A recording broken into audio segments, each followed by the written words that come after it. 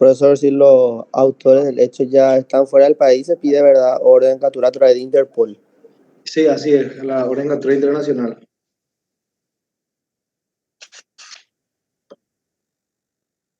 Doctor, una consulta. ¿Usted qué Sí. tipo de casos lleva ahí en la Defensoría Pública de Villa Hayes? Ahora estoy en el foro penal de vuelta. Estuve 5 meses en el foro de la niñez y ahora de vuelta hace un mes estoy en penal. ¿Y antes dónde estuvo, doctor? ¿Hacia Casa por ahí era? No, San Juan Bautista, estuve también en el foro penal. Ah, qué excelente. Sí, Gracias, doctor. a vos, Roberto. Bueno, son 28 alumnos, no sé si con esto empezamos. Sí, decime nomás. Yo quería hacer una consulta, no sé si se comentó antes o yo nomás no he visto en el grupo. Vos habías dicho en una de las clases que ibas a dar un trabajo práctico o iba a haber una actividad, entendí así que iba a haber una actividad y se iba a fijar la fecha, no sé si qué pasó de eso. Sí, tengo que darles el trabajo práctico. Sí, van a tener eso. Vamos a terminar con el desarrollo del programa y luego ya les voy a dar el trabajo práctico en una fecha que les quede relativamente bien, que no se les encime con otras cuestiones más, con parciales especialmente. Dale, profe, gracias. A vos, Erika. Bueno, en honor al tiempo se están sumando nomás, por eso no empezamos. Imposible. El material que usted envió, justamente lo estoy leyendo, contencioso administrativo de la bolilla de hoy. Interesante está el material ese, profe. El material es de Juan Marcelino, que fue también defensor público no sé si sigue siendo, pero fue defensor. Y bastante bueno escribe él, y escribió ese material sobre procedimiento contencioso administrativo. Entonces, les puse ahí por si alguien quiera leer, ¿verdad? De hecho, que no abarca todo el programa, pero sin embargo, no está de más que conozcan un poquitito sobre el procedimiento, por más que pasaban de derecho administrativo, y recuerdo que había una unidad que se abocaba al procedimiento contencioso administrativo justamente. La lección 9, profe. Así es, la 9, y si nos permite el tiempo, entramos en la 10 también. Que la 10 ya es básicamente una reiteración nomás de lo que ya estudiamos cuando hablamos de los medios de impugnación, porque habla de procedimiento ante la Corte Suprema de Justicia, y bueno, ahí recurrimos a un recurso de apelación para llegar hasta la sala, hasta la sala civil de la Corte, ¿verdad? Entonces, de esa forma vamos a ver que se van a dar cuenta que, de hecho, las reglas de segunda instancia son aplicables a lo que es la Corte Suprema de Justicia. No sé si alguien levantó la mano o fue un accidente. Levantó a alguien y bajó otra vez, por eso no sé quién fue. Sin querer, nomás, profe. Sin querer fue. Bueno, está bien. Vamos a aceptarle a Ángel Mosqueira y empezamos. Bueno, vamos a entrar un poco en lo que es el procedimiento contencioso administrativo. Ustedes ya habían estudiado en derecho administrativo de que hay un mini procedimiento también allí de repente en donde los administradores, o en este caso los agentes de la administración pública, eventualmente pueden lesionar algunos derechos también de los administrados, ¿verdad? Y no solamente los administrados, sino que dentro de una misma institución los propios agentes pueden salir perjudicados o lesionados en sus derechos por alguna norma o algún acto administrativo, ¿verdad? Norma en el sentido de norma que es la compañera de clase, no norma jurídica. Norma que es, por ejemplo, despedida de una institución pública, ponerle facultad de derecho. Ella era profesora escalafonada y un día le comunica al decano de que ella ya fue desvinculada a la institución. Entonces, Norma considera que esa disposición administrativa es lesiva para sus derechos porque primeramente no había un motivo válido para que ella sea desvinculada, siendo que ella obtuvo ese lugar a través de un concurso y prácticamente ella tiene una estabilidad laboral en el sentido laboral, ¿verdad? Pero en este caso ella fue nombrada por un acto administrativo unilateral y sin motivo alguno la máxima autoridad le desvincula a la institución. Entonces ella sufre una lesión en su derecho, por lo que pretende solicitar un auxilio jurisdiccional para que se pueda dejar sin efecto esa disposición administrativa. Pero para poder llegar a eso, previamente tiene que agotar ciertos ciertas cuestiones que son meramente o puramente administrativas, ¿verdad? O sea, que no es que vos te vas directo al Tribunal de Cuentas porque una resolución te afecta, sino que si vos tenés recursos administrativos previos, tenés que agotar estos recursos y después recién te vas al Tribunal de Cuentas, que es donde se interpone la acción contenciosa administrativa por medio de una demanda, ¿verdad? Ahí, Gabriela, ¿querías hablar?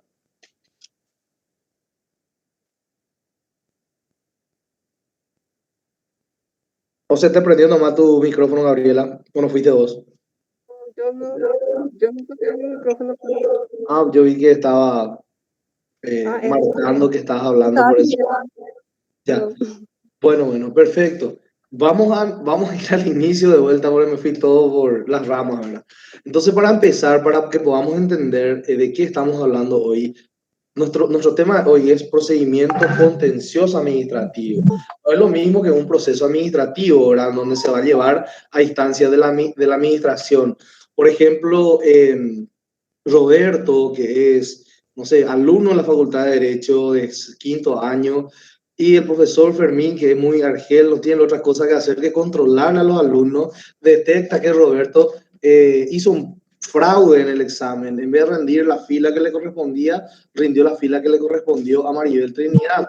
Entonces eso se detectó. Fermín comunica como docente a la facultad y se le instruye un sumario administrativo a Roberto González, a instancia del Consejo Directivo, ¿verdad? Y bueno, ese es un procedimiento administrativo en donde evidentemente él también debe tener todas las garantías dentro del sumario administrativo donde se va a estudiar si realmente él hizo o no el fraude para atribuirle o imputarle responsabilidad. Entonces, vemos que existe entonces un procedimiento puramente administrativo en donde los derechos de Roberto pueden salir lesionados o perjudicados, ¿verdad? Entonces Roberto tiene que agotar previamente todas estas instancias puramente administrativas que generalmente son el recurso de reconsideración o el recurso jerárquico en donde hay un recurso jerárquico. Por ejemplo, en la Fiscalía General del Estado la máxima autoridad es la propia fiscal general. Si ella firma una resolución mediante la cual te destituye o te traslada sin previo aviso y sin motivo válido, ¿a quién te vas a ir a llorar? A nadie más que a ella. Entonces, lo máximo que puede presentarle es un recurso de reconsideración. Recordemos que el recurso de reconsideración procesal civil se presentaba ante el mismo órgano, ante la misma autoridad cuya resolución se impugna por esa vía impugnativa, ¿verdad? En este caso, a la fiscal general lo máximo que le puedo pedir es una reconsideración. Evidentemente, si ya tomó esa decisión, no me va a dar bola, no me va a hacer caso, ¿verdad? Solamente hago para agotar la instancia administrativa previa, ¿verdad? No voy a tener en ese caso un recurso jerárquico porque ella es la máxima autoridad. No hay nadie más por sobre ella, ¿verdad? A nivel institucional estamos hablando.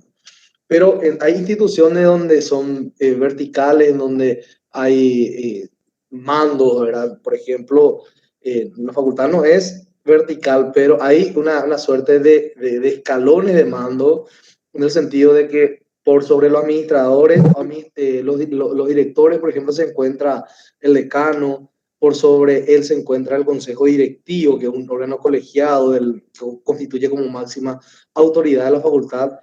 Por sobre el consejo directivo está el Consejo Superior Universitario como una suerte de contralor, ¿verdad?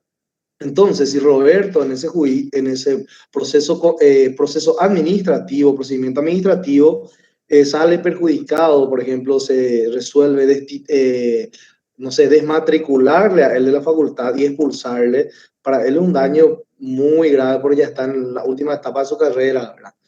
Bueno, entonces él decide fundamentalmente recurrir a esa resolución, puede presentar un recurso administrativo de reconsideración ante el Consejo o eventualmente, si de hecho ahí no va a prosperar, ahí entonces se le abre la vía para que vaya a presentar un recurso jerárquico en grado de apelación, por decirlo así, ante el Consejo Superior Universitario.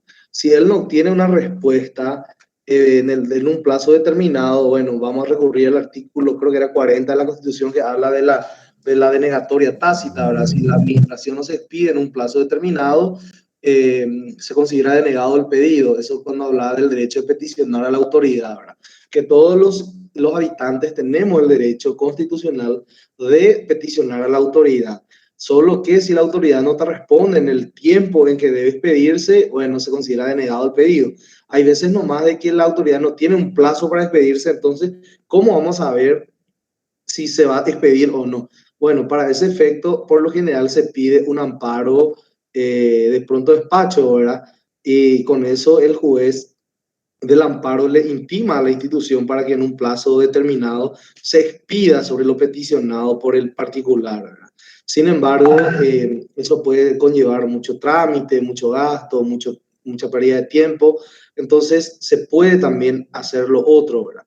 Por ejemplo, Roberto presenta un recurso ante el Consejo Directivo de la Facultad y no hay respuesta en 3 días o en 5 días, entonces tiene que presentar un urgimiento a ese pedido y si no tiene respuesta a través de ese urgimiento, yo creo que ya puede intentar en grado de apelación el recurso jerárquico ante el Consejo Superior. Lo mismo pasa allí, si no hay respuesta en un tiempo prudencial, que presente un recurso, o sea, una reiteración del pedido, un urgimiento o un pronto despacho, ¿verdad? Bueno, ¿por qué les digo esto? Porque es importante por lo que nos pide hoy en día la ley del 2010 que modifica la ley del año 1935 que rige el procedimiento contencioso administrativo en el Paraguay, ¿verdad? ¿Por qué? Porque se estableció un plazo unificado de 18 días. Roberto, del momento que le notifican de la resolución mediante la cual resuelve el Consejo de expulsarle y desmatricularle, tiene 18 días nada más para ir al Tribunal de Cuentas, que sería el procedimiento contencioso administrativo, porque lo anterior es puramente administrativo, ¿verdad? Sería un procedimiento administrativo y no contencioso. Entonces, si Roberto va a esperar que se expida el Consejo Superior, puede pasar 6 años, 10 años también y nunca se expide, ¿verdad? Entonces, para que no le venza el plazo o no le caduque el plazo de 18 días, para que él pueda ir ante el Tribunal de Cuentas, entonces lo que corresponde es que haga eventualmente estos urgimientos y bueno, uno tras otro y con eso, con todo estos antecedentes ya se va al Tribunal de Cuentas a promover la demanda contencioso administrativa, ¿verdad? Bueno, hasta ahí como estamos, no estamos entendiendo cuál es el objeto del Tribunal de Cuentas, ¿verdad? Que no es que vos te vas nomás al Tribunal de Cuentas porque se te antoja, ni en forma directamente saltar todos los recursos y ya llegas allí. Nicolás, habla nomás.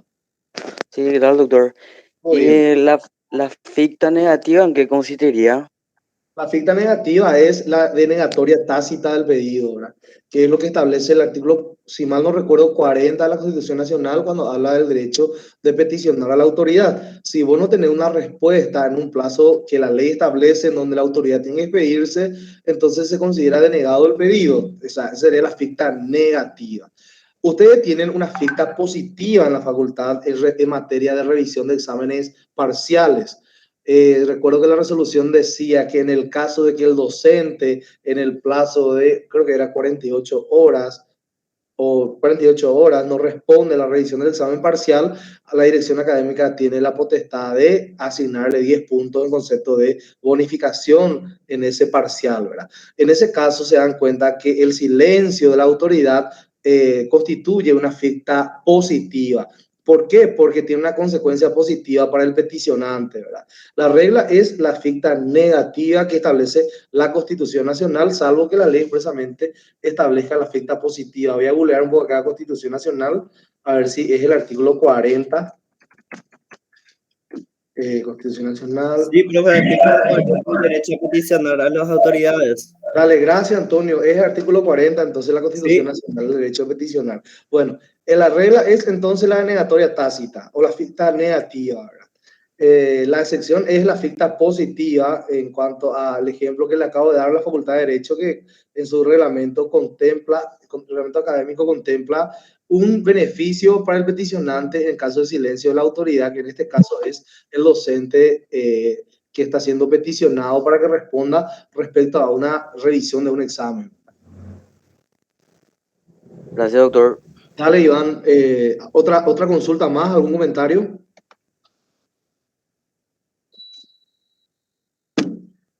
Ya tengo frío. ¿No hay ninguna consulta? Bueno, avancemos. No, un poco. ¿Qué pasó? Decime nomás. No, profe, dije no. Bueno. En cuanto al marco legal, yo les mencioné la ley del año 1935, una ley antiquísima, que es el que sienta la base del procedimiento contencioso administrativo. Ciertamente no es la única ley, porque esta fue modificada en el año 2010, justamente por la ley 4046, que modificó un solo artículo, que es el artículo 4, y precisamente en lo que respecta a la unificación del plazo para todas las instituciones, ¿verdad? En cuanto al plazo para promover la acción contenciosa administrativa, que es de 18 días, que ya le estoy adelantando, ¿verdad?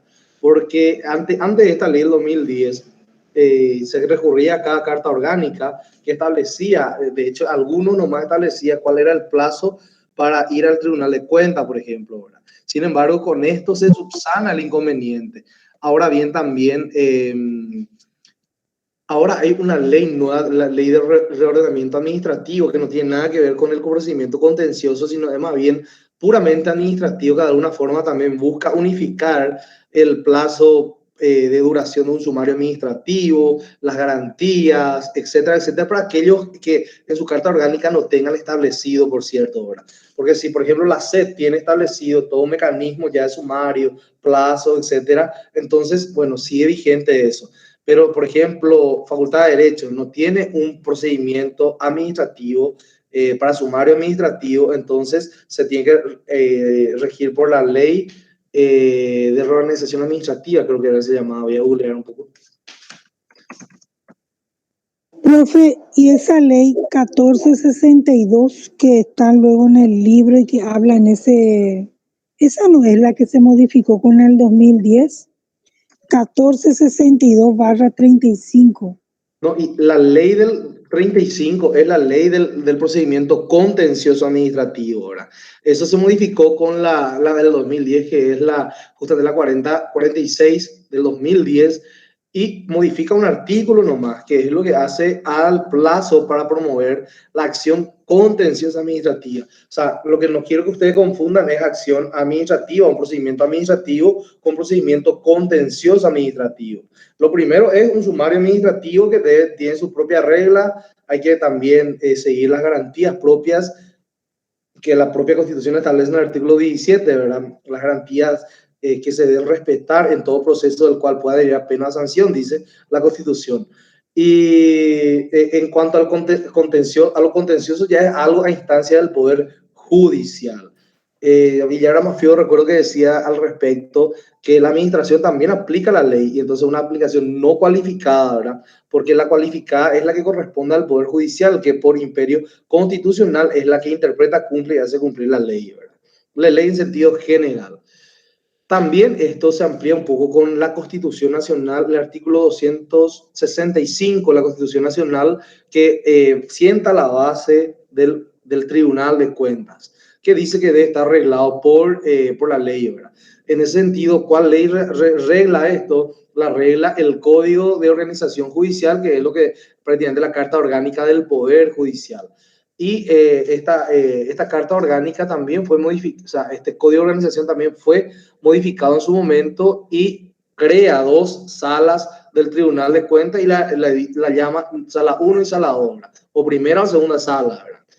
Y la propia ley del año 35, que usted mencionó recién, Catalina, habla del artículo 4 o 5, si mal no recuerdo, habla de la aplicación supletoria del Código Procesal Civil para el procedimiento. O sea que básicamente todo el procedimiento contencioso administrativo se rige por el Código Procesal Civil paraguayo. ¿Por qué? Porque quedó en 3 meses, doctor, ¿verdad? No te escuché, Antonio. Iván, quedó en 3 meses según el material que alzaste. No es la ley 1337. 3 meses, 3 meses, ¿qué cosa es? El procedimiento contencioso. El plazo de 3 meses en el procedimiento contencioso es para la caducidad de instancia. El plazo de 18 días es para que vos puedas promover la acción ante el Tribunal de Cuentas. Claro. Sí. Eso es algo importante también porque algunas cuestiones nada más son las que difieren del Código Procesal Civil o el procedimiento ordinario, ¿verdad? El procedimiento de conocimiento ordinario, que es el procesal civil. Por ejemplo, lo que acabaste de mencionar, el plazo de caducidad de instancia. En lo civil caduca a los 6, en el contencioso administrativo a los 6 meses, a los 3 meses quiero decir. Otra cuestión, 18 días vos tenés para promover la acción ante el Tribunal de Cuentas. En cambio, en el ámbito civil, vos no tenés un plazo más que el plazo de prescripción de la acción, ¿verdad? Que depende de lo que la ley dice, para cada acción tenés un plazo determinado para cuyo ejercicio, que ya estudiamos el año pasado en la lección 11 y 13, cuando hablamos de caducidad y prescripción, la diferencia entre ambos, ¿verdad? Bueno, entonces, esas son algunas diferencias, ¿verdad? De hecho que, como les digo, en la práctica, la regla del procedimiento es la del Código Procesal Civil, procedimiento de conocimiento ordinario, ¿verdad? Bueno, otra legislación más también que podemos mencionar que rige el procedimiento contencioso administrativo, bueno, la acordada de la Corte Suprema de Justicia, que sienta prácticamente las reglas mediante las cuales se va a guiar el Tribunal de Cuentas, porque en su comienzo, hasta el 2011 que salió esta acordada, había una suerte de reglas distintas en una sala respecto a la otra sala. Hay dos nomás, pero los dos actúan de manera distinta en el mismo tema, misma materia, ¿verdad? Entonces sale un manual de buenas prácticas referido al procedimiento contencioso administrativo, entonces unifica criterios y dice, de esta forma vamos a hacer. No vamos a entrar en esos detalles porque no nos corresponde, nuestro programa habla muy poco de eso y de hecho que estamos también ahondando en otras cuestiones, sí importantes, pero que no forman, ya no forma parte del programa, ¿verdad? Entonces, si le preguntasen en un examen cuál es el órgano competente para entender en un procedimiento contencioso administrativo, ustedes así van a contestar el Tribunal de Cuentas. Entonces, este Tribunal de Cuentas tiene la competencia material para entender en la sustanciación y resolución de los recursos contenciosos administrativos. Otra cuestión importante también es que la ley del año 35 usa de manera indistinta la palabra recurso como si fuera una acción. En realidad hay una diferencia entre recurso y acción. Y en mi opinión, y eso suelo preguntar en el examen, conforme a lo enseñado en clase, ¿verdad? Para aclararle de que es lo que yo quiero, no lo que dicen por ahí, ¿verdad? Entonces, si usted me dice, sí, pero Villagrán Mafio dice que es también un recurso, probablemente una acción, bueno, no me interesa. Yo estoy pidiendo de acuerdo a lo enseñado en clase, ¿verdad? Para mí es una acción, ¿por qué? Primeramente, estoy de alguna forma impugnando una resolución de naturaleza administrativa cuyos medios impugnativos se agotaron dentro de la instancia administrativa. Ahora bien, para que yo tenga una opinión jurisdiccional, un tercero imparcial llamado juez que opine en mi caso, entonces me voy al Tribunal de Cuentas, pero no me voy por una vía recursiva, sino que me voy a interponer o a instaurar una demanda. Yo estoy haciendo una acción. Es más, ¿por qué yo sostengo que no es un recurso, sino que es una acción? ¿Por qué? Porque yo no me limito a mi resolución administrativa, sino que puedo agregar otras y otras pruebas más también, con tal de justificar y demostrar al Tribunal de Cuentas de que la resolución que se dictó en sede administrativa es injusta o adolece de vicio, por lo que estoy pidiendo la nulidad, ¿verdad? Entonces, por estas consideraciones, yo creo que es una acción y no un recurso. Además, en los recursos, técnicamente hablando, dividiendo en administrativo y propiamente jurisdiccionales, el Código Procesal habla de 5 tipos de recursos que ustedes ya saben de memoria, y estos recursos son medios de impugnación de resoluciones judiciales. En cambio, lo que yo estoy atacando por la vía de la acción contenciosa administrativa es una resolución de carácter administrativo, ¿verdad? ¿Se entiende? ¿Entienden el punto, el por qué yo pienso de esta forma? Puedo estar así equivocado de aquí a la luna, ¿verdad? Pero más o menos estoy convencido de eso hasta que de repente alguien más me diga, mira, profesor, está equivocado y estas son las consideraciones, ¿verdad? Sin embargo, hay autores que sostienen también de que es un recurso porque sencillamente vos estás yendo a una instancia más para tratar de modificar esa resolución y que ese es el objeto de un recurso. Solo que en puridad, tus recursos se agotaron en la sede administrativa y vos ya no te vas por una vía recursiva ante lo contencioso administrativo, sino que estás iniciando como una acción. Estás empezando de cero y es tu primera instancia jurisdiccional, que es el Tribunal de Cuentas, ¿verdad? Tu segunda instancia sería recién Corte Suprema de Justicia. ¿Cuál es la sala competente? Si me responden eso, ya tienen un punto en el examen. Sala civil. Otra. La sala Constitucional. fuero contencioso, que es la que dijo recién. Claro, si yo apelo la resolución del Tribunal de Cuentas, ¿dónde va a parar mi recurso de apelación?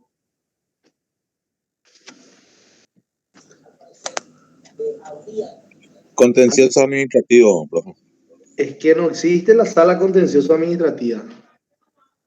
Sala civil, profe. La sala Constitucional, constitucional nomás hay. Constitucional, doctor. Bueno, en realidad es la sala penal. La sala penal, por una cuestión de orden público, es más, Ramírez Cande también dice que hay cuestiones que comparte el procedimiento penal o principios penales o procesal penal con lo que es lo contencioso administrativo, ¿verdad? Básicamente son la misma garantía, los mismos principios que tienen en cuenta y bueno, derecho administrativo es orden público y derecho penal también es orden público, por lo que entiendo yo que se tramita ante la sala penal, ¿verdad? Ahora bien, si vos te vas al Tribunal de Cuentas y hay otra vez una oficina contenciosa administrativa, ¿verdad? O sea que dentro de la sala hay una mini sala otra vez contencioso administrativo, pues sabemos bien que por imperio constitucional hay 3 salas nada más, civil, penal y constitucional, ¿verdad? Entonces le compete a la sala penal hacer referencia a esto. Bueno, por otro lado, la ley del año 1935 establece cuáles son las condiciones de admisibilidad del recurso o de la acción contencioso administrativa, ¿verdad? Entre eso, enumera en primer lugar que la resolución que yo estoy recurriendo, contra esa resolución ya no exista ningún otro recurso administrativo. Por eso le insistí tanto de que previamente hay que agotar todos los recursos en sede administrativa, siempre y cuando existan esos recursos, ¿verdad? Y le hablé el caso de la única autoridad o la máxima autoridad que no tiene nadie más por sobre su cabeza, que es Fiscalía, por ejemplo, Ministerio de la Defensa Pública. En caso de la facultad, que sí vos podés interponer un recurso de reconsideración, luego un recurso jerárquico ante el rectorado, que es el Consejo Superior Universitario. Entonces, la condición primera es que yo agote todas las instancias administrativas. Y además que esa resolución, por ende, causa Estado. ¿Por qué? Porque no se puede impugnar. Básicamente es una suerte de autoridad de cosa juzgada, pero en sede administrativa que puede surtir efecto o una modificación posterior ante el Tribunal de Cuentas, que es la aplicación cualificada de la ley, como dice Villagrán Fiodora. Otra cuestión también muy importante es que la resolución administrativa que yo estoy impugnando tiene que ser producto de una facultad reglada de la administración. Es decir, reglada es cuando la ley o la carta orgánica le dice cómo tiene que actuar. Y en contrapartida están las facultades discrecionales, en donde, por ejemplo, yo discrecionalmente puedo nombrar a todos mis directores sin concurso, sin preguntarle a nadie por qué, porque son cargos de confianza, ¿verdad? Si yo le nombro hoy a Antonio como mi jefe de gabinete, entonces él sería el director del gabinete. Luego le nombro a Norma como directora administrativa, Víctor, finanza, Gabriela, no sé qué cosa. Bueno, tengo una serie de directores. Todito a usted le nombré a dedo porque me parecieron que podía confiar en usted. Entonces, mañana, si Norma me cae mal porque me miró mal, yo le puedo destituir sin ningún problema. Antonio Escobar porque no me sirvió el café y bueno, váyase a su casa, le voy a decir. Y anda a llorarle a tu abuela también le voy a decir. ¿Por qué? Porque es una potestad. No, que no se asiente luego. No, para que entiendan que es una potestad discrecional de la autoridad, ¿verdad? No tengo por qué dar explicación ni someter a un sumario administrativo, ¿verdad? ¿Por qué? Porque lo nombré dentro de una facultad discrecional, ¿verdad? Si fuera una facultad reglada, por ejemplo, Norma entró mediante un concurso, adquirió la estabilidad que la ley le concede y agarro yo con un plumazo, le destituyo porque no me recibió el café, bueno, ahí está mal porque eso está, ella fue nombrada a través de un procedimiento reglado. Para su Una institución resolución. hay reglas que debo seguir, procedimientos administrativos que debo cumplir para poder destituirla, ¿verdad? Sin embargo, si yo violo eso, ahí está. Esto se trata de una resolución dictada en violación de una facultad arreglada, ¿verdad? O sea que una condición es que la resolución administrativa que estoy impugnando debe ser consecuencia del uso de mis facultades regladas. Si es uso de mis facultades discrecionales, no va a proceder ante el Tribunal de Cuentas, ¿verdad? Entonces, un tema también que puedo preguntarle en el examen, ¿verdad?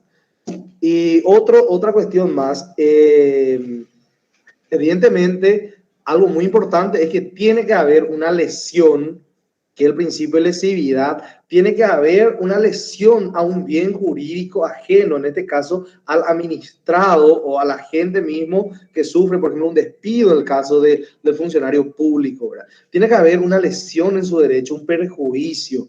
Entonces, fuera de esto, si yo me voy porque no me gustó nomás la resolución y no me afectó en nada, entonces no va a proceder. ¿Qué pasa, por ejemplo, si Norma estaba como, no sé, cajera, y mañana se me antoja agarrar y cambiarle a ella, no sé, al lado, en la otra oficina para que reciba gente? Ahora les pregunto, ¿en qué le afecta a Norma esa resolución administrativa? ¿Le afectó en algo a Norma sacarle la caja y ponerla al lado para que reciba gente? No. No le afectó. Administrativamente no. Y bueno, sentimentalmente, lo siento mucho, Norma. Yo sé que tu sueño era ser cajera, pero te toca hacer ahora atención al público, ¿verdad? O sea, no te afecta, no hay ninguna lesión a tu derecho, ¿verdad? Me da igual con tal de que me dé el trabajo. Bueno, distinto sería el caso si Norma de estar ganando 5 millones como cajera, le cambio a mesa de entrada y le pago 2 millones.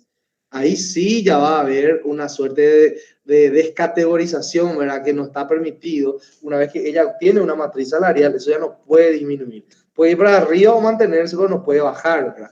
Entonces, en ese caso sí habría una lesión a su derecho, pero fuera de eso, en el primer supuesto no hay ninguna lesión.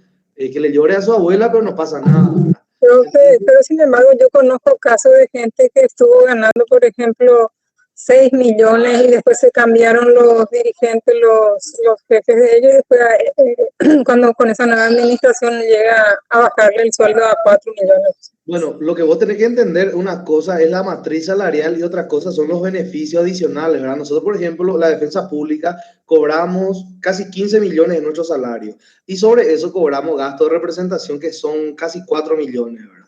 Entonces, en teoría nosotros cobramos, no sé, 18 y algo, casi 19. Pero ¿qué pasa si mañana dice la jefa, ustedes son unos haraganes y le quito el gasto de representación? ¿A quién le vamos a llorar? Si eso no es mi salario. Mi salario son los 14 millones de guaraníes. Lo otro es un beneficio adicional nada más. Es como que se te quite el grado académico o la antigüedad. No forma parte de de tu matriz. O una bonificación que se te da sobre tu salario. Si te quitan, no pasa nada, porque eso no es tu sueldo. Eso es un beneficio adicional extra. Profe, pero la bonificación, ¿acaso que no está previsto en la ley laboral? En lo contencioso no entra lo laboral ahí, ¿verdad? No. ¿O sí? No. No entra. No entra porque cuando vos sos funcionario público, sí podés irte al Tribunal de Cuentas, ¿verdad? Pero cuando sos una empresa privada, por supuesto, te tienen otra jurisdicción que es la laboral, ¿verdad? Bueno. No sé, bueno, esos son los requisitos entonces para admitir un recurso, una acción contenciosa administrativa, ¿verdad? Entonces, en resumidas cuentas, primero debo agotar la instancia administrativa. Si existen recursos administrativos, agoto todos esos recursos que pueden ser de reconsideración o jerárquico. Lo que el compañero mencionó, la ficta negativa, que es el silencio de la autoridad por el recurso de un tiempo determinado o el plazo que la ley establece para que la autoridad se despida, ¿verdad? Por lo general no hay ningún plazo. Entonces, ya saben lo que tienen que hacer: urgimiento o reiterar el pedido, y en un tiempo récord, si no hay respuesta, bueno, agoten el otro recurso y vayan al Tribunal de Cuentas. Lo que se recomienda hacer también es el amparo de pronto despacho, que si quieren pueden hacerlo, ¿verdad? El amparo con el plazo tiene un plazo muy breve, así que puede eventualmente solucionarle el problema, ¿verdad? Entonces, y si no, vayan directamente por el urgimiento, ¿verdad? Bueno, una vez que hagas todas estas cuestiones previas, presentas tu demanda ante el Tribunal de Cuentas. Para eso tenés que reunir los requisitos que se exige para la promoción de una demanda civil, ¿verdad? O sea, que nos remitimos al Código Procesal Civil y vamos a ver cuáles son los requisitos que se van a ir usted a leer, yo ya no voy a hablar de esto.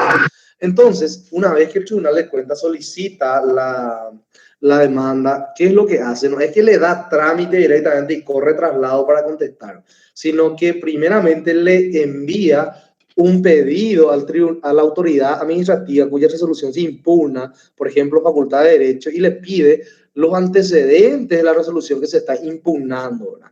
No hay un plazo un plazo que se le establece para que traiga, ¿verdad?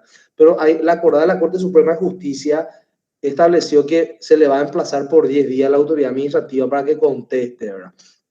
¿Qué pasa si la autoridad se llama silencio y no contesta en esos 10 días que le da el Tribunal de Cuentas? Entonces el Tribunal de Cuentas le intima para que en el plazo de 5 días dé cumplimiento al emplazamiento. Entonces le apercibe y le dice, si vos no me traes en 5 días, voy a ordenar el secuestro de esos documentos. O sea, el actuario se va a constituir y va a secuestrar esos documentos. Si es que considera prudente, ¿verdad? Y si no, si es que considera que con esa resolución nomás que tiene ya puede avanzar, bueno, le da trámite, ¿verdad? Y si considera necesario los antecedentes, entonces puede incluso ordenar el secuestro de esos documentos. Pero primero le pide por las buenas y le emplaza en un plazo de 10 días para que envíe. Y si no envía, le va a apercibir que en un plazo de 5 días envíe. Y el apercibimiento consiste en que si no cumple de vuelta, se puede allanar incluso su empresa. La empresa en este caso no es la institución pública y la oficina pública, y retirar el documento que sirve de antecedente. Catalina, te escucho. Buenas tardes, profesor, compañeros y compañeras. Buenas tardes, Catalina. Profesor, sería un ejemplo de una demanda algo administrativo y contencioso, por ejemplo, cuando uno está adeudando en un municipio por su impuesto.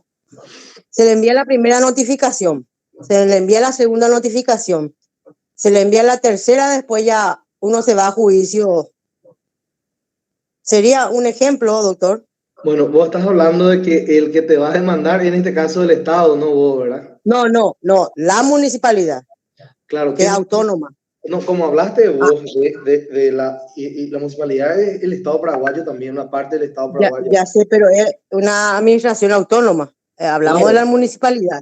Claro, pero ¿qué pasa? Es una descentralización nada más del poder central, ¿no? Es que sí, por la autonomía, todo bien con la autonomía, pero sigue siendo parte del Estado. Entonces, ya sé, doctor, pero no va a decir Estado paraguayo demanda a Catalina Pascotini, va a decir Municipalidad de Villa Ayes, demanda a esta señora. De hecho, que así va a ser, ¿verdad? Pero en esencia, la municipalidad no es un territorio, es un Estado dentro de un Estado. Es el Estado paraguayo al final de cuentas, ¿verdad? No importa cómo le llamen, lo importante es a tu consulta, ¿quién es lo que notifica a quién? ¿Catalina a la municipalidad o la municipalidad a Catalina? La municipalidad a mí por el impago de mi impuesto, ¿me entiende, doctor? La primera notificación, luego viene la segunda notificación, luego la tercera, después ya va a juicio. Bueno, incluso ahí lo que tiene el Estado contra vos es una acción civil para cobrarte la suma que le está deudando. Claro. Pero no, es contencioso administrativo. El contencioso está previsto a favor del administrado o del agente que fue perjudicado por la administración. O sea, que no es que el Estado o la municipalidad se vaya a demandarte a vos porque incumpliste. ¿Por qué? Porque los contenciosos administrativos, recién acabamos de ver cuáles son los requisitos de admisibilidad. Y lo primero es que se trate de una resolución administrativa proveniente de uso de facultades reguladas y no discrecionales, ¿verdad? Ya está. Lo que significa que la única persona o el único que puede dictar una resolución administrativa es el Estado a través de sus distintas dependencias, ¿verdad? Vos, ciudadana particular, no podés dictar ninguna resolución administrativamente. Entiendo, doctor, perfectamente. Claro. Pero A tu pregunta es, Sí. tiene que, en todo caso, presentar una demanda civil, no una acción contenciosa. No le corresponde al Estado o a la municipalidad promover la acción contenciosa. Por eso le había dicho si sería un ejemplo. Por eso le di yo mi ejemplo para saber si eso entraba dentro de lo administrativo contencioso. Ahora ya me respondió que es lo civil. Tu mismo Muchas gracias, ejemplo, profesor. dale, Catalina, tu mismo ejemplo, vamos a ponerle que te intima el pago y vos no pagás. En todo caso, puedes sacar, no sé, alguna resolución, la SED, o en este caso, impuesto inmobiliario de la municipalidad, y esa resolución puede ser que sea perjudicial para vos. ¿Entendés? Y eso sí, vos podés recurrir ante el Tribunal de Cuentas después de agotar la instancia administrativa previa, ¿verdad? Pero no la municipalidad, que ya creo que ya está claro, ¿verdad? Entonces, volviendo a nuestro tema, los pasos previos le emplaza a la institución por 10 días para que envíe los antecedentes. Si no envía, le hace una intimación bajo procedimiento que si en el plazo de 5 días no contesta de vuelta o no envía los antecedentes, se puede, si es que el tribunal considera necesario, secuestrar esos documentos. Evidentemente va a ordenar un secuestro. Van a allanar la institución y van a secuestrar los documentos necesarios, ¿verdad? Esto sería como como un apercibimiento, sería como una consecuencia por el silencio de la autoridad, ¿verdad?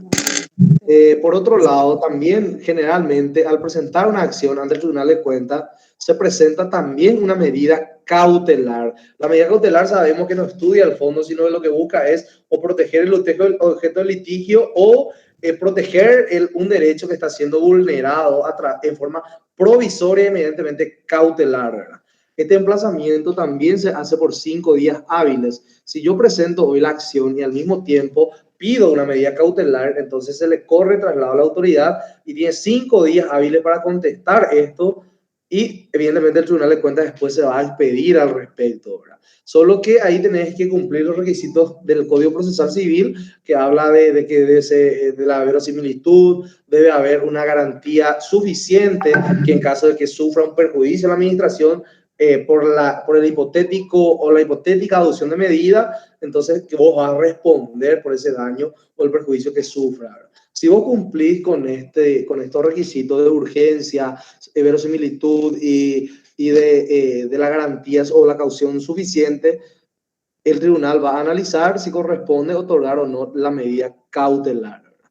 Que es algo paralelo a la acción principal, que es la acción contenciosa administrativa, donde va a estudiar el fondo de la cuestión, ¿verdad?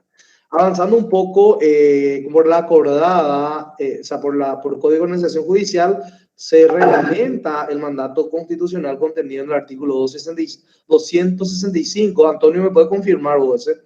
265 de la Constitución Nacional. Y la acordada crea 2 salas. En principio, el Código de Organización Judicial de 1900... El Tribunal de otras magistraturas y organismos auxiliares es 265. Habla, ¿verdad?, del Tribunal de Cuentas. Sí, cuenta de otras magistradas. Perfecto, dice que debe estar reglamentado por ley. Y bueno, y reglamenta el Código de Organización Judicial, ¿verdad?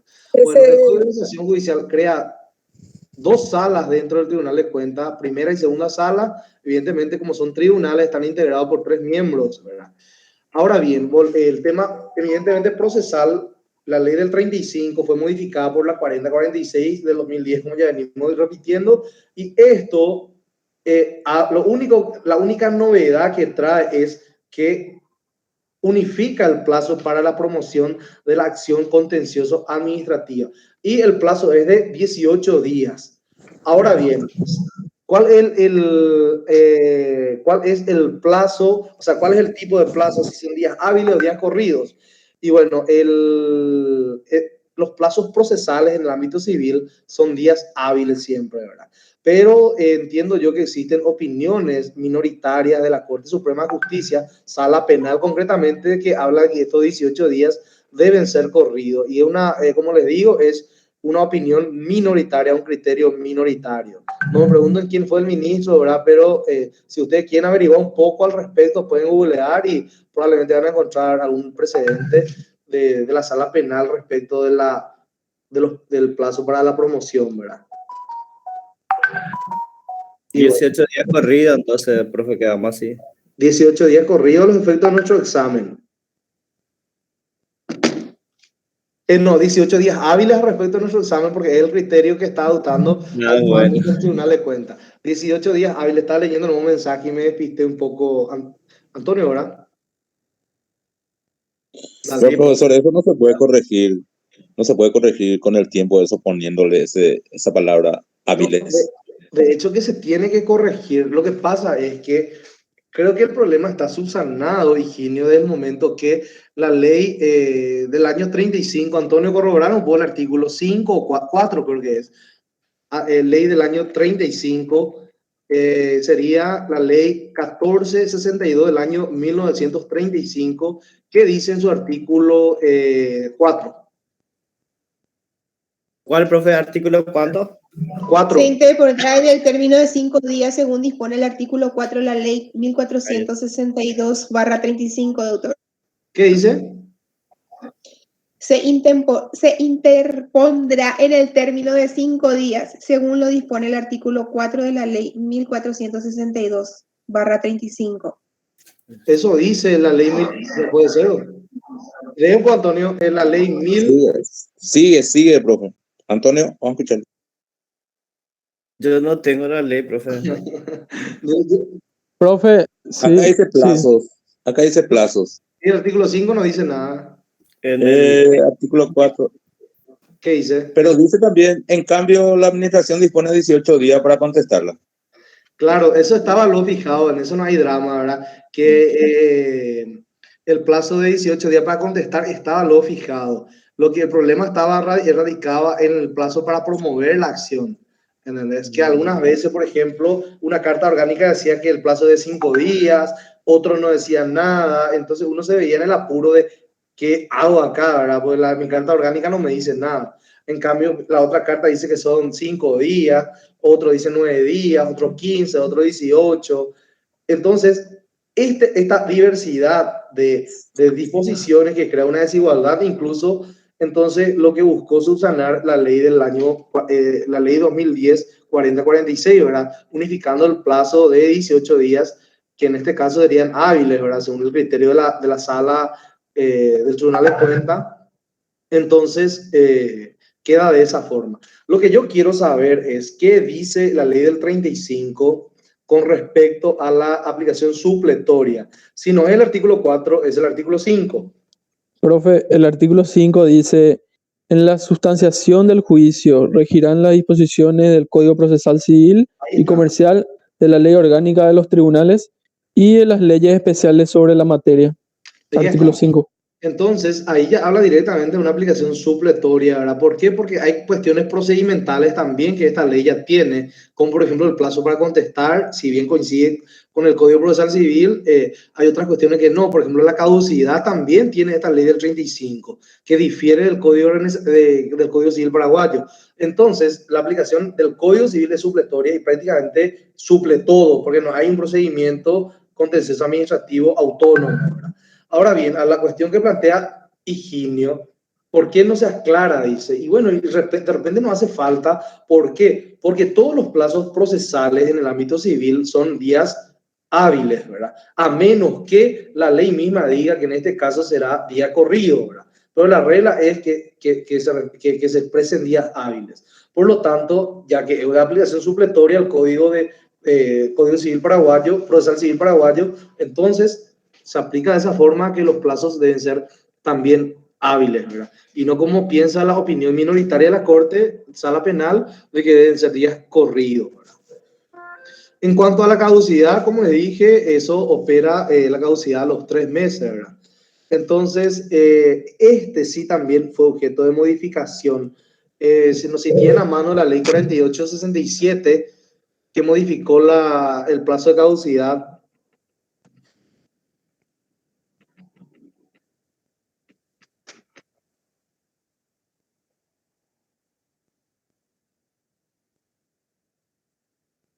¿Tienen? 4867. ¿Qué artículo modificado? El artículo 173. Así mismo, modifica el 173 del Código Procesal Civil Paraguayo. 1337. Nuevo. Sí, profe, ¿qué artículo en especial? 173. No, acá tengo la ley a mano, pues dice artículo 1, artículo 2. Dos artículos tiene. El 1. Ah, el 1.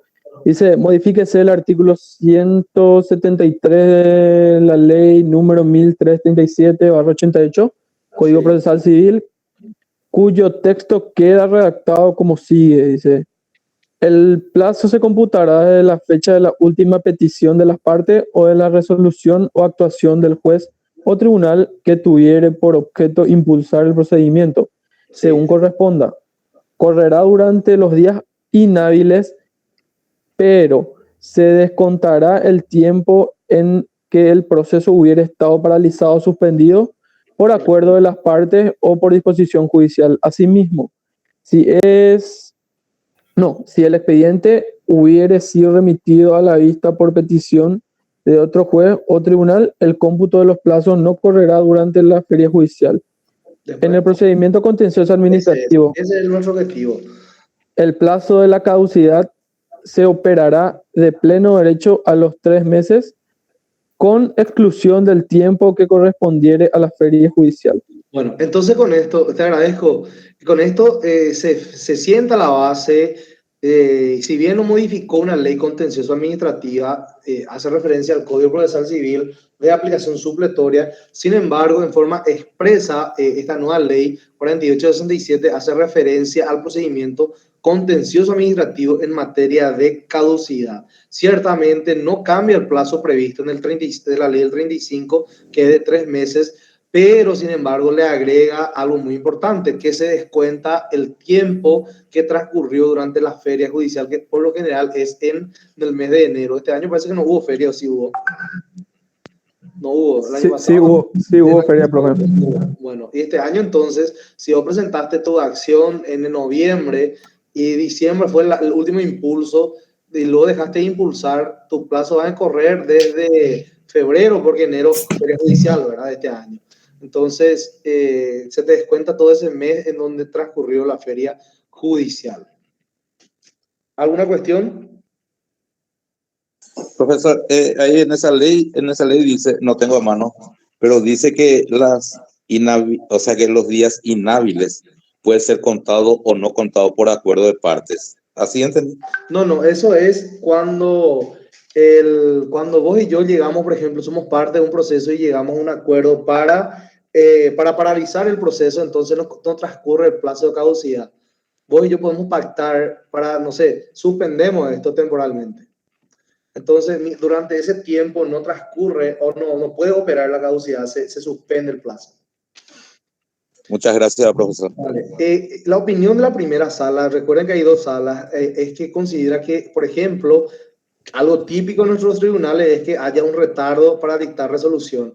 Y dicen que el retardo para dictar resolución, que es una cuestión imputable al juzgado o al tribunal en este caso, y no al accionante, dice que no interrumpe el plazo de caducidad.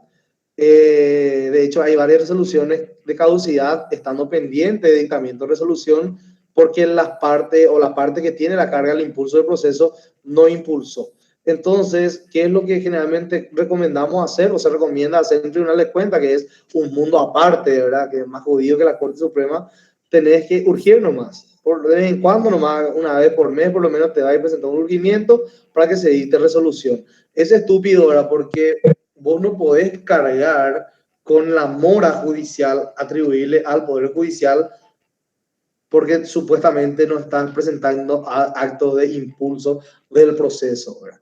Entonces es recomendable evitar nomás el mal y el estrés, presentarle nomás un urgimiento de vez en cuando, siempre dentro de los 3 meses, para que no opere la caducidad. Pues recordemos, la caducidad puede operar incluso de oficio. Bueno, en cuanto a qué más podemos decir, ¿hay algo que quieran preguntar al respecto?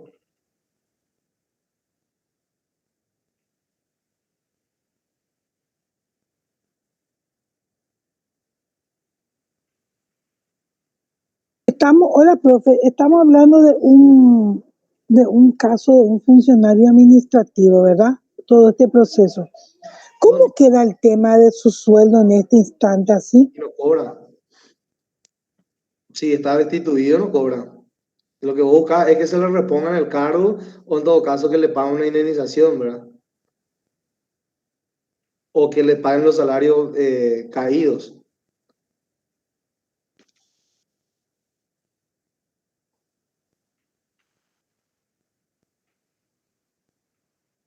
Bueno, en cuanto a cuestiones importantes de la sala penal en materia de caducidad de instancia, les había dicho hace rato que dentro de la sala existe otra mini sala que se llama sala administrativa, ¿verdad? Que es la que recibe los recursos contenciosos administrativos, sería un recurso de apelación, por ejemplo, contra la resolución del Tribunal de Cuentas. Tiene dos opiniones muy importantes con respecto a la caducidad. Y concretamente habla de que no es un acto interruptivo de caducidad que, por ejemplo, se haya retirado el expediente. Si yo me voy y retiro el expediente y tengo la carga procesal del impulso, eso no implica de que con ese acto de retirar el expediente se genere la interrupción del plazo de caducidad que es de 3 meses. ¿Verdad? Por eso que la sala en estos casos considera que no es un acto interruptivo y por lo tanto declara o hace lugar de oficio incluso a la caducidad, ¿verdad? Otra cuestión también, en un caso de la Procuraduría, por ejemplo, la notificación que yo pido por cédula a la parte, que se le practicó a una de las partes, o en este caso al interesado, se da por notificado. Esto no es tampoco un acto interruptivo. O sea que si yo me voy y pido que se notifique a la otra parte, la sala dice que esto no es un acto interruptivo y por lo tanto también declara la caducidad, ¿verdad? Bueno, son cuestiones muy raras que pasan tanto en Tribunal de Cuentas como en la sala penal al respecto, ¿verdad? Ahora bien, en cuanto al plazo para resolver, también rigen los plazos de conformidad al artículo 162 del Código Procesal Civil. Cuando hablamos de procedimiento en segunda instancia, ustedes ya vieron de que prácticamente las mismas reglas que rigen en segunda instancia rigen otra vez en la Corte, ¿verdad? Y en cuanto a los plazos para dictar resoluciones, en cuanto a providencia, tenemos que se debe dictar dentro de los 3 días de presentado el planteamiento, ¿verdad? O si en audiencia, tiene que ser en forma inmediata.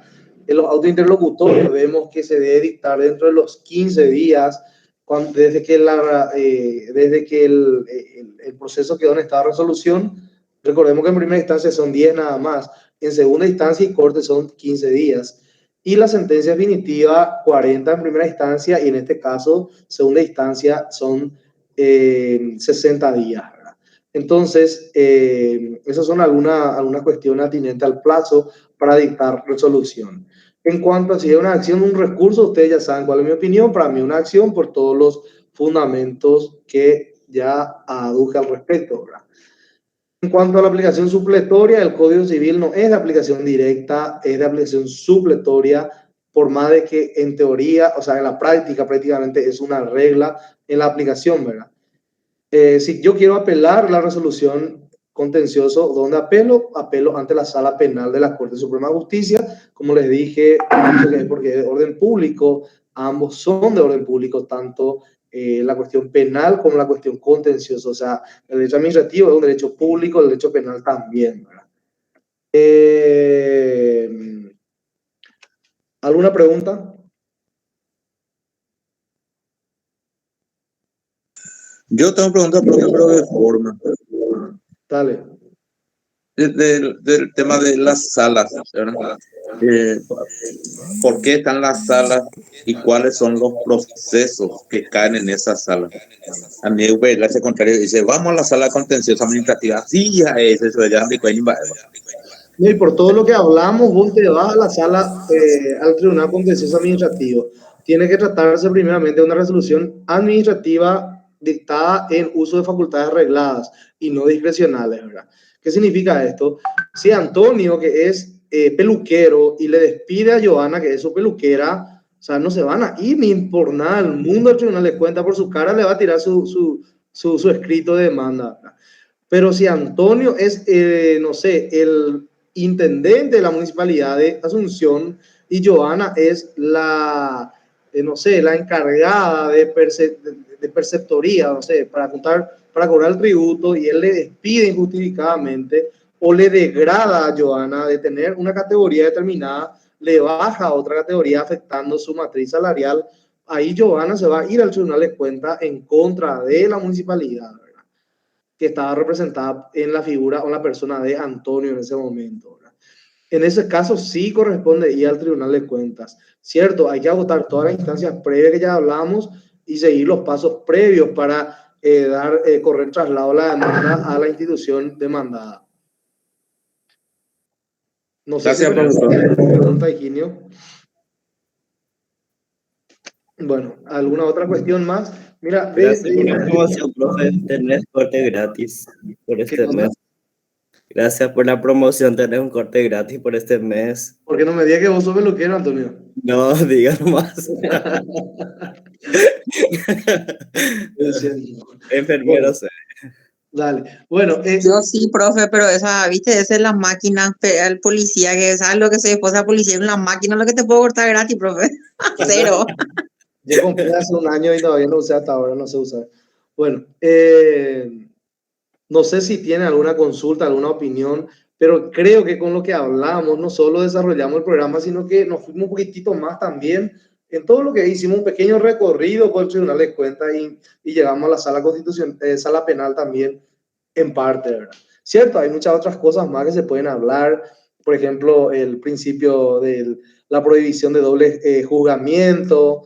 Ramírez Candia, por ejemplo, dice que en el procedimiento contencioso administrativo está prohibido el doble juzgamiento, que la Constitución misma habla, ¿verdad? Pero no está prohibido el doble proceso. ¿Qué implica esto? ¿Qué pasa, por ejemplo, si hay una investigación en sede administrativa y al mismo tiempo hay una investigación, o sea, hay un procedimiento contencioso administrativo? Y él dice que no puede haber eso. ¿Qué pasa, por ejemplo, en el ejemplo que él dio fue lo siguiente? Antonio está siendo objeto de un sumario administrativo porque, no sé, vamos a ponerle que le hurtó a la facultad. Metió la mano en la caja de la Facultad de Derecho y bueno, se le abrió un sumario. Y dentro de ese sumario el juez instructor se percata de que Antonio cometió un hecho punible que es el hurto, ¿verdad? Entonces comunica al Ministerio Público eso que va a permitir, ¿cierto? No tiene nada que ver lo que estoy hablando con contencioso administrativo, sino hablo nomás de la cuestión administrativa y lo que quiero traer a colación es el principio de la prohibición del juzgamiento, del doble juzgamiento, ¿verdad? De hecho, que la Constitución habla de la prohibición de la persecución múltiple, ¿verdad? Entonces, el juez instructor va a detectar que hay probablemente un hecho punible y la institución va a comunicar a donde corresponde, en este caso al Ministerio Público.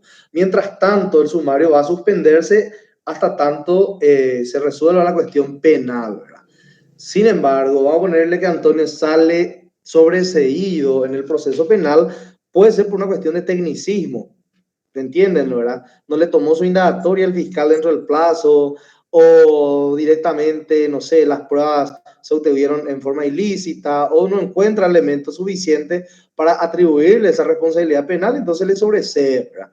Sin embargo, el sumario administrativo puede continuar y puede incluso aplicar una sanción a Antonio, ¿verdad? ¿Por qué? Según Ramírez Candia, porque lo que está prohibido es el doble juzgamiento.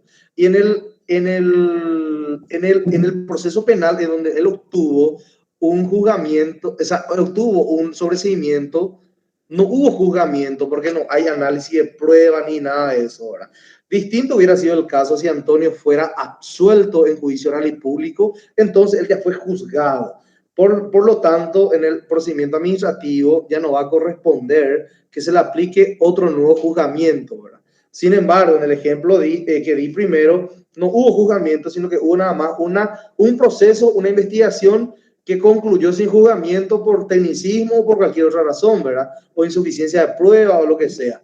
Entonces, esas son algunas cuestiones más que de repente no tiene que ver con contencioso administrativo, pero sí tiene que ver con el procedimiento administrativo. Y hay otras cosas más, pero como no está en el programa, vamos a dejar hasta allí. Bueno, ahora les pregunto, ¿están en condiciones para ir por la lección número 10 y cerramos nuestro programa o quieren hacerlo la próxima clase? La próxima clase, ¿qué fecha es que me plantearon el examen? El 24 parece que era, ¿verdad? Sí, profe, el 24. 24. Entonces tenemos todavía una clase más, ¿verdad? Antes del examen. Sí, profe. Si quieren, metemos pata con la lección número 10, que es cortita, y terminamos o dejamos para el próximo martes. Doctor, para mí que le metemos ahora y la Un próxima repaso. clase, un repaso. Así Sí, mismo. ahí va a salir doble, más caro va a salir esto. Claro que no, bro. Bueno, Alicia, Adrián, vos dijiste algo también, no sé cuál era tu... Y después la actividad solidaria. No, justamente iba a proponer lo mismo nomás, pero ya comentaron ahí, levanté la mano, pero al momento de levantar ya consultaron lo mismo. Claro, Era entonces, terminar con esta unidad nada más y dejar, si es posible, para una clase de repaso o planificar nuestra actividad, si es que vamos a tener una. lo que pasa es que si dejamos con esta unidad nomás, nos quedaría una para la próxima, en nuestro último día habilitado para previo al examen, ¿verdad? O sea, la cuestión es, o terminamos hoy o terminamos la próxima clase. Ya no, si terminamos la próxima clase, ya no habría lugar para un repaso eventualmente. Terminamos hoy. ¿Qué dice el público? Hoy. Bueno, sí, a mí no me conviene, pero... Hoy. Vale, bueno, ahí no Quien se ofrece siempre sale mal, doctor. ¿Qué? Tenía que tener quien se ofrece siempre sale mal, digo. No entiendo. De repetir, por favor. Que quien se ofrece siempre sale mal. Lo que pasa es que yo después de esto tengo clase de Derecho Mercantil, tengo que dar 2 lecciones. Pero bueno, ese ya es mi problema. Bueno, Depende de vos nomás, profe. no, yo ya empecé, ya me convencí ya. Vamos a hablar ahora entonces de la lección, como les dije, la lección número 10 habla del recurso de apelación ante la Corte Suprema de Justicia. Y esto básicamente empezámoslo diciendo de que todas las reglas del procedimiento de segunda instancia son aplicables o se aplican al procedimiento ante la Corte Suprema de Justicia, Sala Civil, por supuesto, estamos hablando. Entonces, vamos a empezar diciendo qué es lo que es un recurso de apelación que ustedes ya saben de memoria, que es un remedio, que es un medio de impugnación de una resolución judicial. En este caso, lo que estoy impugnando es una resolución o un acuerdo y sentencia que fue dictado ante el Tribunal de Apelación Civil y Comercial, y eso me permite llegar a la Corte Suprema de Justicia. Traigo a colación también lo que dijimos muchísimas veces, que solamente yo puedo llegar a la Corte Suprema de Justicia si es que la resolución que estoy queriendo impugnar modificó en parte o en forma total la resolución de primera instancia. O sea, el acuerdo y sentencia como condición debe tener que sea una modificación de una resolución de primera instancia, ya sea en forma parcial o total. Si se confirma la resolución, yo ya no puedo ir ante el tribunal, ante la sala civil y comercial de la Corte Suprema. ¿Por qué? Porque ya tengo el doble juzgamiento, el doble conforme, que habla el modelo republicano y los compromisos convencionales asumidos por los pactos internacionales. Entonces, el doble conforme ya tengo, la doble vía, ya se agotaron 2 opiniones en el mismo sentido, ya tengo, no me permite ir a la Corte. Pero si se modifica la resolución en segunda instancia, sí puedo ir en la medida que fue modificada la resolución, puedo ir a la Corte Suprema de Justicia. Eso ya queda claro, creo que ya hablamos muchas veces y ya no hace falta redundar demasiado en detalle, ¿verdad? Entonces, no sé si les quedó claro eso. Si les pregunto en qué caso puedo recurrir a la Corte, y bueno, y siempre que la resolución de segunda instancia modifique total o parcialmente la de primera instancia, o cuando se trata de una resolución originaria en segunda instancia, como el caso de, por ejemplo, la nulidad. Cuando se anula una resolución, la consecuencia es que el tribunal debe dictar una sentencia sustitutiva, ¿verdad? Una sustituta de la resolución anulada, ¿verdad? Entonces, como la nulidad hace como que el acto nunca existió, entonces la primera resolución sería la de segunda instancia, que se origina en esa instancia, por ende, podés irte por una segunda opinión para tener la doble vía, ¿verdad? O el doble conforme. Entonces, con esto, con el recurso de apelación, lo que yo busco es que un juez de un grado superior o de alzada, en este caso la Sala Civil de la Corte Suprema de Justicia, pueda tener un grado más de conocimiento de la cuestión objeto del proceso, ¿verdad? Que yo considero que es una cuestión injusta. Con esto se daría el doble conforme, la doble vía, ¿verdad? O doble instancia también se le conoce. Entonces, eso es lo que se busca. Por eso es que si se confirma totalmente, yo ya tengo mi doble vía, mi doble instancia, mi doble conforme. Pero si no se confirma, significa que se modificó en parte o en su totalidad, eso me permite ir ante la Corte Suprema de Justicia para obtener un doble conforme. Y ahí ya no puedo apelar más. Si ahí ya no me gusta la resolución, me voy a llorarle a mi abuela y ya está, ¿verdad? Porque esa es la última instancia interna que tengo. De por ahí, si a mí me parece que la resolución fue injusta, arbitraria o lo que sea y viola derechos y garantías contenidos en convenciones internacionales, como por ejemplo el Pacto de San José de Costa Rica, La señora le gusta. o Convención Americana de Derechos Humanos, entonces ya no es una vía recursiva ya, sino que sería un ejercicio de una acción ante un organismo internacional en virtud a un compromiso internacional asumido por el Estado paraguayo, ¿verdad? Cierto, vamos a ver que, por ejemplo, en el caso de... Es un caso argentino muy sonado, era un caso civil que se llevó ante la Corte Interamericana de Derechos Humanos. La Corte Interamericana ordena la nulidad de la resolución interna que ya pasó por toda la etapa o por todas las instancias internas en Argentina. Y bueno, viene a la Corte, a la Suprema Corte de Argentina, y este dice que no corresponde por una cuestión de soberanía. Un organismo internacional no le puede obligar a modificar una resolución que ya adquiere una autoridad de cosa juzgada, ¿verdad? Que ya se ha votado en todas las instancias y no hay manera, ¿verdad? Por otro lado, entonces esta cuestión se plantea de vuelta porque la Corte pues hace un seguimiento al cumplimiento de su resolución y bueno, como ellos tienen un tribunal constitucional que nosotros no tenemos, se pide al respecto y dice, no podemos modificar, se agotó todo, pero vamos a dejar una constancia en esta sentencia y dejar una constancia. Esta resolución no condice con los principios contemplados en la Convención Interamericana de Derechos Humanos. No dice así literalmente, pero en pocas palabras, a lo sumo llegaron a dejar una constancia de que la decisión interna no es compatible con los mandatos del compromiso internacional, ¿verdad? Yo también hice un artículo jurídico respecto al sistema recursivo paraguayo en materia procesal penal, ¿verdad? En el derecho procesal penal paraguayo hay una cuestión, hay un recurso, hay dos recursos, tres recursos ordinarios y dos recursos extraordinarios, que son el recurso de casación que se plantea ante la sala penal de la Corte y el recurso extraordinario de revisión. Lo característico de la revisión, que no tiene nada que ver con el proceso civil, porque ahí no hay revisión, ni casación no hay. Entonces, que la revisión está contemplada a favor del condenado.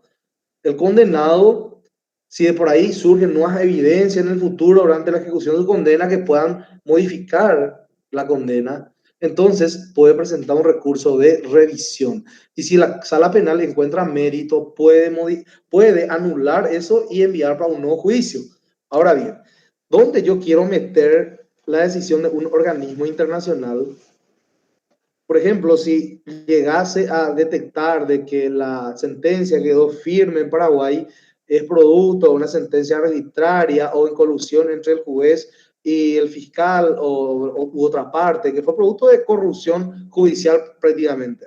¿Qué pasa en ese caso? No podemos alegar y si ya voté toda la instancia. Entonces, si una corte internacional te dice cuya competencia contenciosa reconociste por ley, entonces yo pienso que se puede utilizar esto a través de un recurso extraordinario de revisión y eventualmente podría incidir en una decisión, resolución interna en el Paraguay, ¿verdad?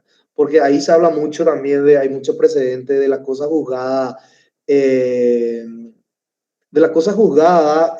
no me acuerdo el nombre que usan, en la Corte Interamericana. Lo que sí que, por más de que una resolución adquiere ya cualidad de cosa juzgada y se encuentra que existen vicios, ya sea fraude, dolo, estafa procesal, etcétera, entonces en esos casos corresponde que eventualmente se pueda modificar. El problema es, ¿qué haces con una resolución que ya adquiere cualidad de cosa juzgada, material, porque se agotó toda la instancia interna? ¿Cómo haces si no tenés otra instancia más, ni otra vía recursiva? En el caso procesal penal, yo pienso que se puede meter por la vía del recurso de revisión. Ahora bien, ¿cómo haces cuando el proceso fue desfavorable para la víctima? Ahí ya no sé más qué se puede hacer. Bueno, ¿qué más podemos decir de esto? Recurso ante la Corte Suprema de Justicia, entonces se aplica básicamente todas las reglas de segunda instancia. El objeto del recurso es lo mismo que la segunda instancia, lo que busca es reparar agravios. Y estos agravios son producidos por esta resolución que se impugna, o por esta sentencia que se impugna porque se considera injusta, y esta injusticia puede ser por un error de derecho o un error de hecho, ¿verdad? En cuanto a la aplicación de la norma, se aplicó una norma incorrecta, se interpretó mal, etcétera. O eventualmente se prescinde, por ejemplo, una prueba decisiva, o se interpretó mal una prueba o un hecho, etcétera. Todo eso puede motivar un recurso de apelación ante la Corte Suprema de Justicia, ¿verdad? Entonces, ¿dónde se interpone la pregunta? Y lo mismo que en primera instancia, se interpone ante el mismo juez o tribunal, ¿verdad? En este caso, se tiene que interponer ante el Tribunal de Apelación Civil y Comercial, y este tribunal es el que va a admitir el recurso y va a enviar a la Corte Suprema de Justicia. Ahora bien, le pregunto otra vez, ¿cuándo procede el recurso de apelación ante la Corte Suprema de Justicia? Cuando revoca o modifica parcial o totalmente la resolución de primera instancia. Nos referimos a esto, que segunda instancia modificó total o parcialmente la resolución de primera instancia. Entonces, ahí vos te vas por una doble instancia, doble conforme hasta la Corte Suprema de Justicia. En contrapartida, si se confirmó en todas sus partes, ya no hay nada que hacer. Ya sería el llorar sobre la leche derramada, ¿verdad? Entonces, esa es la primera condición. Hay también una cuestión, cuando no procede la resolución ante la Corte, en todos los casos cuando se tratan de juicio ejecutivo, proceso ejecutivo, juicio posesorio, y en general el Código Procesal habla de aquellos procesos que tienen un juicio posterior. No sé si se acuerdan ustedes cuando hablamos de cosa juzgada, habíamos hablado de la acción autónoma, no, del juicio ejecutivo que recae, que hace cosa juzgada formal nomás. ¿Por qué? Porque vos podés hacer un juicio posterior en un juicio ordinario y hacer estudio o demostrar la causa, o al menos se va a pretender y atacar la causa de la obligación. Entonces, todos aquellos procesos que permiten un juicio posterior no pueden ser recurridos ante la Corte Suprema de Justicia. Entonces, en un juicio ejecutivo, a lo sumo, vos puedes llegar a grado de apelación ante el Tribunal de Apelación, pero no te podés ir a la Corte Suprema. ¿Por qué? Porque tenés luego un juicio posterior. O sea que agotar primero ese juicio posterior y en todo caso, ahí podés irte a la Corte dependiendo si se da la circunstancia de la revocación o modificación parcial o total de la resolución de primera instancia. Y como les dije, también procede contra resoluciones originarias en segunda instancia. Puede ser una providencia, un auto interlocutorio, una sentencia definitiva que cause gravamen irreparable, entonces se puede atacar ante la Corte Suprema de Justicia, ¿verdad? Ahora, la pregunta en sentido contrario, ¿contra cuáles no procede? Puede ser un tema de examen. Entonces, ustedes me van a decir que no procede contra aquellas, o sea, que en principio procede contra aquella resolución que modifica total o parcialmente o las originarias, ¿verdad? En contrapartida, si confirma totalmente, no procede, ¿verdad? Y si es parcialmente nomás la modificación, bueno, apelar la parte que fue modificada o revocada, y solamente eso es lo que se va a estudiar, y eso constituye el límite al poder del Tribunal de la Corte Suprema de Justicia, ¿verdad? ¿Cómo se interpone? Lo mismo que en segunda instancia, por escrito puede ser, que es lo más común, o verbalmente, ¿verdad? Solo que hay una diferencia nada más en el plazo, ¿verdad? De la interposición. No, la interposición no cambia nada. Tenés 3 días y 5 días según se trate de sentencia definitiva si se trata de otro tipo de resolución. Verbalmente, en el acto de la notificación, en donde vos le decías al ujier, deje constancia de que estás apelando. Para lo demás, se rige exactamente las reglas previstas para procedimientos en segunda instancia, ¿verdad? En cuanto a la forma de interposición, es muy importante, les reitero esto siempre, ¿verdad? Vos tenés que limitarte solamente a interponer el recurso, que son los 2 momentos del recurso de apelación. El momento de la interposición, vos te vas ante el juez o tribunal, en este caso, cuya resolución está impugnando, y decir, mira, vengo a presentar recurso de apelación. No expreses agravio, no fundamentes todavía. ¿Por qué? Porque eso, en vez de, como siempre digo, en este caso, lo que abunda daña, entonces se te va a devolver otra vez, ¿verdad? Tu escrito, para que hagas correctamente si está dentro del plazo, y si no, ya te jodiste, ¿verdad? Ahora bien, el otro momento, el de la fundamentación o presentación del memorial. En la Corte algunos dicen memorial, técnicamente es una fundamentación del recurso o expresión de agravio, que es lo mismo todo, ¿verdad? Entonces, por un lado, forma de interposición puede ser en forma escrita o verbal, y los 2 momentos son de la interposición, mera interposición y nada más que interposición, y por el otro lado, la presentación del memorial o la expresión de agravio o la fundamentación del recurso que ya se hace ante la Sala Civil de la Corte Suprema de Justicia, ¿verdad?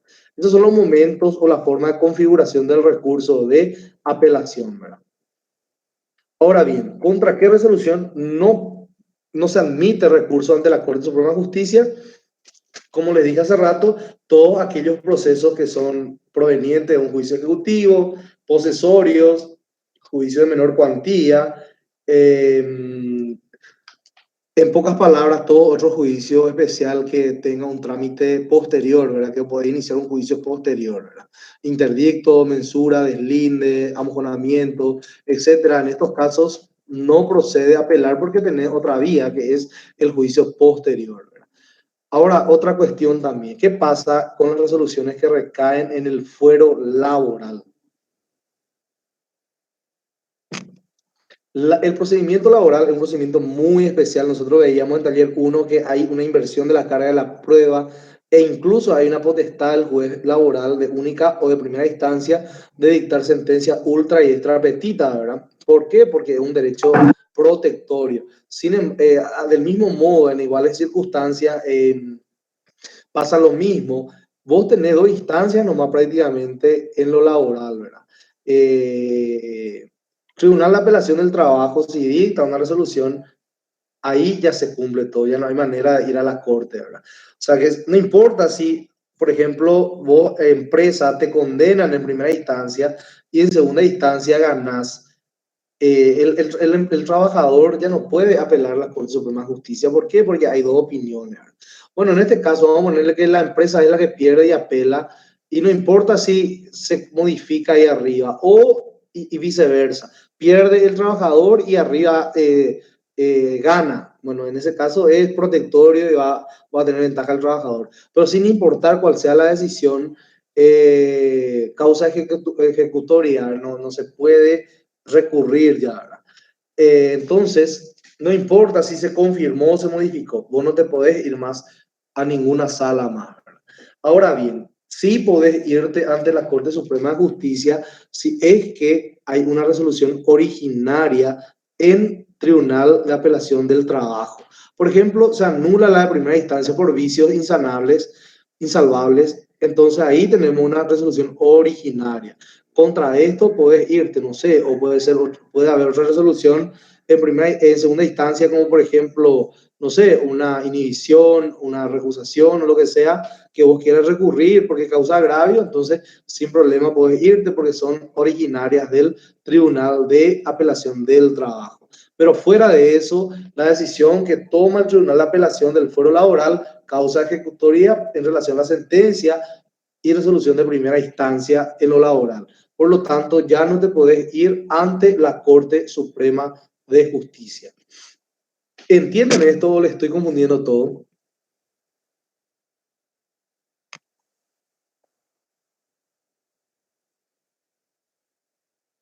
Bueno, algo muy importante que difiere de la regla del procedimiento de segunda instancia cuando hablamos de apelación ante la Corte es el plazo para contestar o para expresar agravio y contestar. Para expresar agravio, recuerdan ustedes que dependía de la forma de concesión del recurso en segunda instancia. Si era libremente 18 días, si era en relación 5 días. En cambio, cuando estás ante la Corte Suprema de Justicia, tenés 9 días de notificar la providencia de autos cuando hay sentencia definitiva para poder expresar agravio y también para contestar. Entonces, y 5 días si es un auto interlocutorio lo que estás apelando. Entonces, ahí tenés que fundamentar el recurso y el mismo plazo se da para contestar. Entonces, hay una diferencia entre procedimiento de segunda instancia y la Corte Suprema en este caso. Para interponer no hay problema. 3 días para otras resoluciones que no sean sentencia definitiva y 5 para sentencia. Ahora bien, para expresar agravio y contestar varía. Recuerdan, en segunda instancia, 18 para expresar agravio cuando el recurso concedido libremente y 5 cuando es en relación. Lo mismo para la contestación dependiendo de la forma de concesión. En cambio, en la Corte el plazo es de 9 días de notificar la providencia de autos en el caso de sentencia definitiva y 5 días si es un auto interlocutorio, ¿verdad? Y bueno, ¿y qué pasa si no se expresa agravio? Y bueno, lo mismo que pasa en segunda instancia, queda firme la resolución y se declara desierto el recurso, se devuelve el expediente a la instancia correspondiente y se sigue para adelante, ¿verdad? Con la ejecución. Ya no hay recurso, no va a prosperar. Si no contesta, bueno, es la misma regla que ocurre en segunda instancia. Si no contesta, se sigue con el curso de la instancia y ya está, hasta que se dicte sentencia. Una cuestión también importante, que no se puede abrir la causa a prueba ni ofrecer hechos nuevos. Eso podía pasar en segunda instancia cuando la concesión del recurso era en forma libre, pero en la Corte Suprema de Justicia no se puede abrir la causa a prueba ni ofrecer hechos nuevos. En cuanto al plazo para resolver, es el mismo plazo que hablamos hace rato, ¿verdad? 15 días para los autos interlocutorios, 60 días para sentencia definitiva y si se trata de una providencia, 3 días, a menos que sea en audiencia, que debe ser en forma inmediata, ¿verdad? Bueno, no sé si hay alguna consulta, eso es todo lo que puedo decirle del procedimiento ante la Corte Suprema de Justicia. Básicamente lo mismo que segunda instancia, muy poco varía.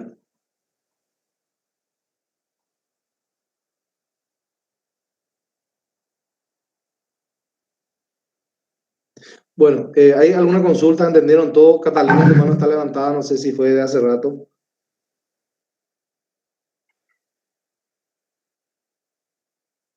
De hace rato. De hace rato, profe, discúlpame. Bueno, y si no hay nada que agregar, preguntar, vamos a concluir esta hermosa jornada y concluimos también el programa. Estamos contentos por liberarse de mí, seguramente están ahí.